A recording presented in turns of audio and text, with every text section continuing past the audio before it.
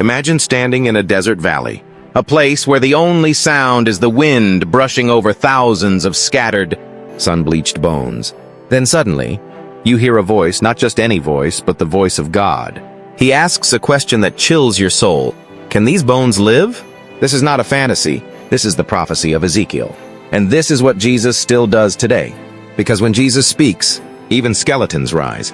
God brings Ezekiel to a valley filled with bones, not just dead, but very dry, lifeless, hopeless, forgotten.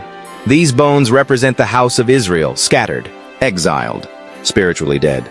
But God wasn't done yet. He asks Ezekiel, "Son of man, can these bones live?" It's a moment of tension. Ezekiel responds with faith, "Only you know, Lord." That's when resurrection begins. God commands Ezekiel to prophesy to the bones. As he speaks, a supernatural sound echoes. The bones begin to rattle, come together, forming skeletons. Tendons and flesh appear. Bodies are reassembled, but there's still no breath. The word of God gives structure, but it's the Spirit that brings life.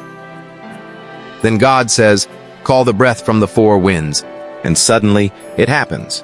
The Spirit of God, His breath, enters the lifeless forms. Bones turn to warriors. Corpses become carriers of destiny. This is not just a vision. This is a blueprint. God doesn't just rebuild, He revives. He doesn't just restore form, He breathes His own life into what was dead. Centuries later, Jesus would do what Ezekiel saw in a vision, for real. He stood before Lazarus' tomb and cried, "Lazarus, come out!" And a man who had been dead for 4 days walked out. Jesus didn't just speak to bones, He defeated death. He showed us that the same Spirit that raised dry bones can raise our lives too. Are you spiritually dry? Do you feel lifeless inside, buried in regret, shame, or fear? Jesus sees your valley. He doesn't avoid your bones. He speaks life into them. If you'll listen, if you'll believe, He will raise you from the inside out. Jesus didn't come to make bad people good. He came to bring dead people to life. No matter how far you've fallen or how dry your bones are, Jesus can make you rise. Let Him speak into your valley.